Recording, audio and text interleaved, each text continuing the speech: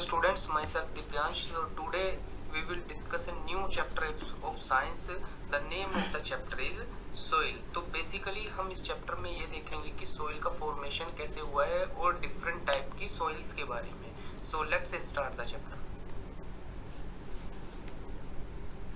First we discuss about the how is soil formed. Means कि soil की formation कैसे हुई है. देखिए, the original rock on the surface of the earth was the parent rock. मतलब ये है कि जो हमारी अर्थ पे ओरिजिनल रॉक थी, मतलब पहले तो सोइल नहीं होगी, रॉक्स होंगी, बहुत बड़ी बड़ी चट्टानें होंगी अर्थ पर.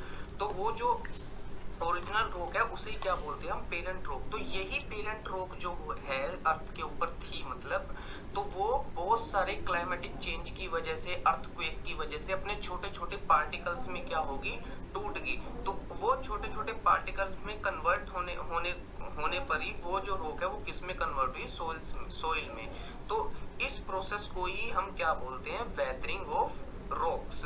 मतलब कि जो हमारे पास पेरेंट रॉक थी, अर्थ पर सबसे पहले चट्टानें रही होंगी, तो वो चट्टानें क्लाइमेटिक चेंज की वजह से, टेम्परेचर की वजह से और अर्थक्वेक की वजह से अपने छोटे छोटे पार्टिकल्स में क्या होगी, कन्वर्ट होगी, छोटे छोटे पार्टिकल्स में ब्रोक होगी, टूट गई. तो उससे ही क्या हुआ है, हमारा सोइल का फॉर्मेशन हुआ है. तो इसी फॉर्मेशन को, सोइल के इस फॉर्मेशन को क्या बोलते हैं हम, weathering of rocks. So next topic हम डिस्कस करेंगे सोइल प्रोफाइल के बारे में. देखिए, सोइल प्रोफाइल क्या है, इसका डायग्राम आपको यहाँ पे शो किया गया है.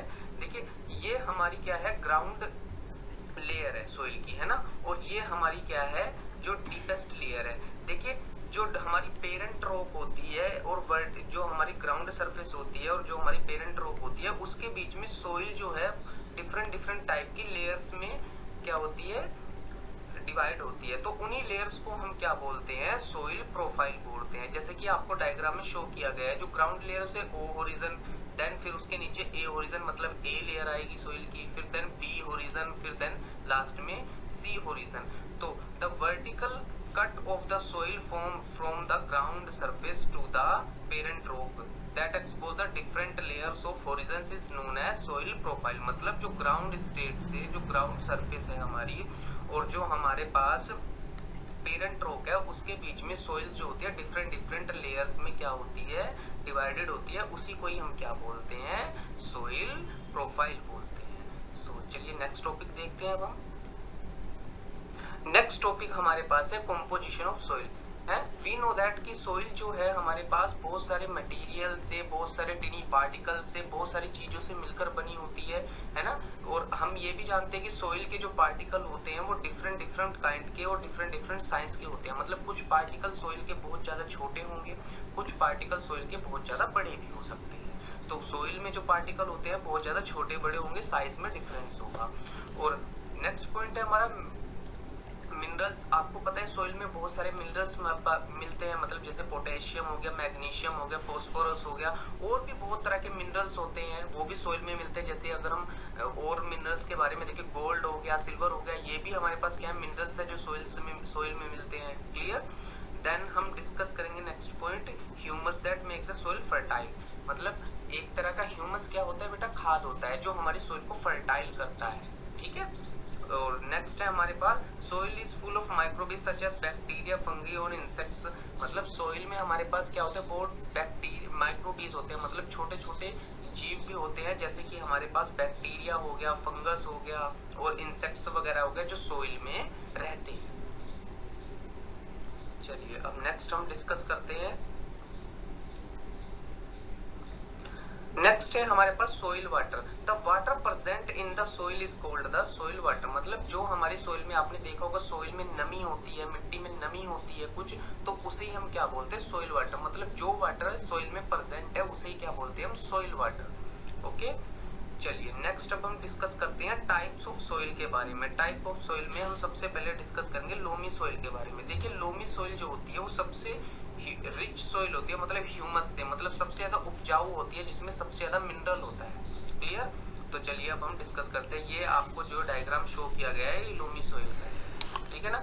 High humus content and rich in minerals. मतलब लोमी सोइल जो होती है उसमें बहुत ज्यादा, मतलब उपजाऊ होती है, ह्यूमस ज्यादा होता है और बहुत ज्यादा मिनरल्स में रिच होती है. आपको पता है जिस सोइल में ज्यादा मिनरल होंगे वो उतनी ज्यादा उपजाऊ होगी. एडिक्वेट वाटर होल्डिंग मतलब ये है कि ये अपने अंदर वाटर को एक पर्याप्त उसमें होल्ड कर सकती है, मतलब कि एब्जॉर्ब कर सकती है, होल्ड कर सकती है, रोके रह सकती है। Loamy is the most fertile soil, जैसे कि मैंने अभी आपको बताया कि जब मिनरल ज्यादा है तो इसलिए लोमी क्या है कि एक मोस्ट फर्टाइल सोइल है हमारे पास। क्लियर?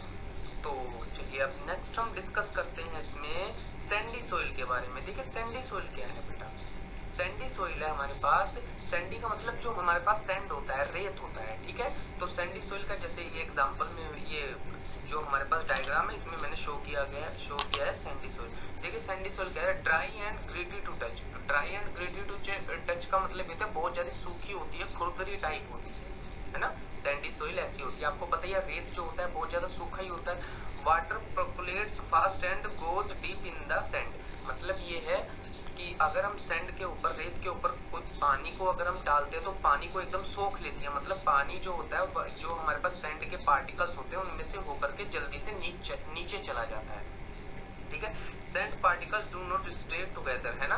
आपको पता ही है कि जो सैंडी सोइल होती है हमारे पास, जो रेत होता है उसके पार्टिकल एक जगह आपस में चिपक कर नहीं रहते हैं, मतलब पार्टिकल्स हम अलग अलग भी आराम से कर सकते हैं। सैंड का मतलब वही जो नॉर्मल वे में हम रेत को देखते हैं, हमें पता ही है रेत की क्या है। रेत क्या करता है अपने अंदर, मतलब एक ड्राई होता है ना, आप कितना भी पानी डाल दो जल्दी से सूख जाता है, और पानी बहुत जल्दी से रेत के जो पार्टिकल्स होते हैं उनमें से नीचे चला जाता है होकर के, है ना।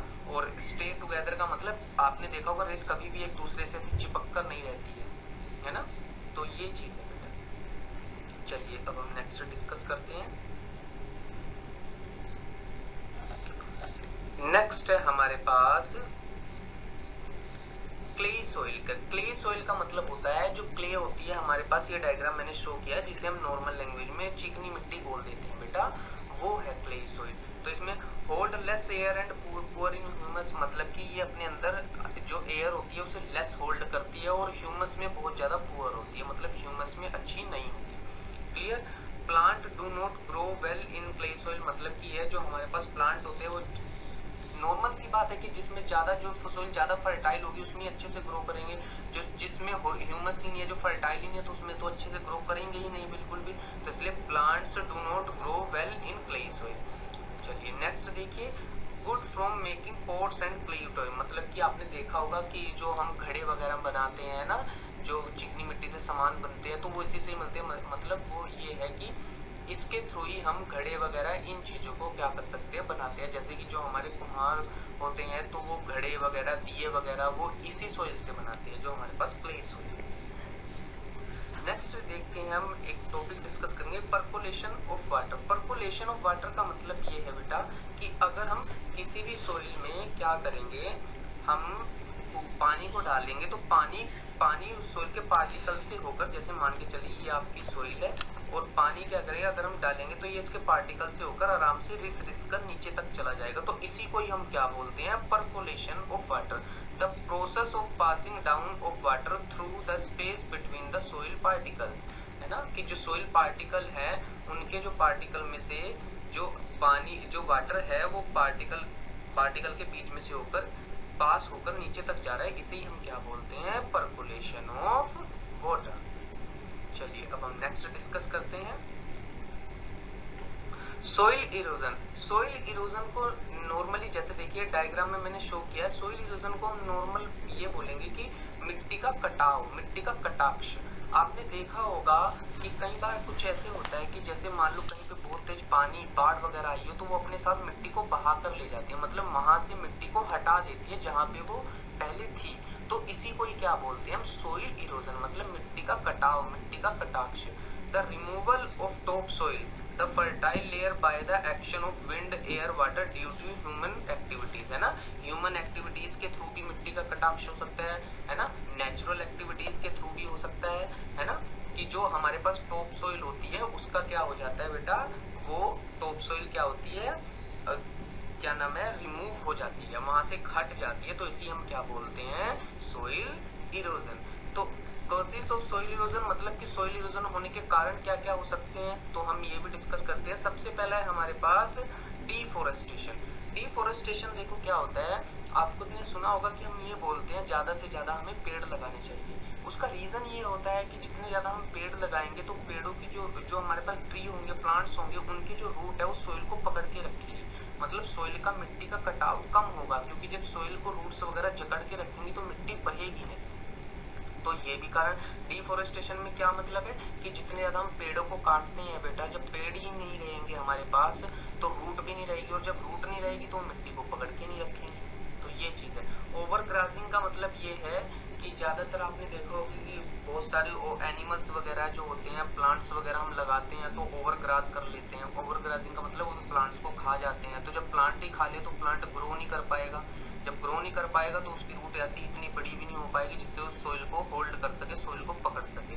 तो इसलिए ओवर ग्रासिंग भी नहीं करवानी। ये इसके मेजर कारण है कि जैसे डिफोरेस्टेशन हो गया और हमारे पास ओवर ग्रासिंग हो गया। सब अब नेक्स्ट है हमारे पास सोइल कंजर्वेशन। सोइल कंजर्वेशन का मतलब ये है कि हमें सोइल को कंजर्व करके रखना चाहिए, मतलब सोइल को सुरक्षित करके रखना चाहिए, है ना। Saving of soil against the erosion and deforestation, मतलब कि हमें सोइल को इरोजन मतलब कि सोइल के कटाक्ष जो हो रहा है उससे उसको सेव करके रखना चाहिए। तो ये हमारे पास क्या है, soil conservation.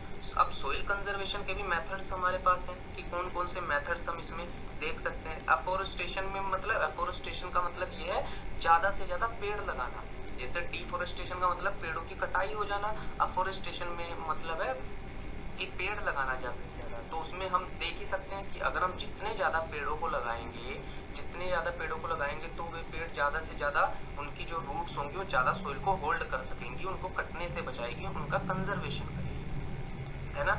Reducing building construction activity, मतलब ये है कई बार हम क्या करते हैं कि किसी जगह मान लो कहीं पे खेत वगैरह है, हमारे पास सोइल है, वहां पे उस सोइल को हटा के वहां पे बिल्डिंग वगैरह, फ्लैट्स वगैरह बना देते हैं, ब्रिजेस वगैरह बना देते हैं। तो वो तो फिर जब उसके ऊपर हमने कंक्रीट का यूज कर दिया तो वो तो फिर अब नहीं रही ना सोइल।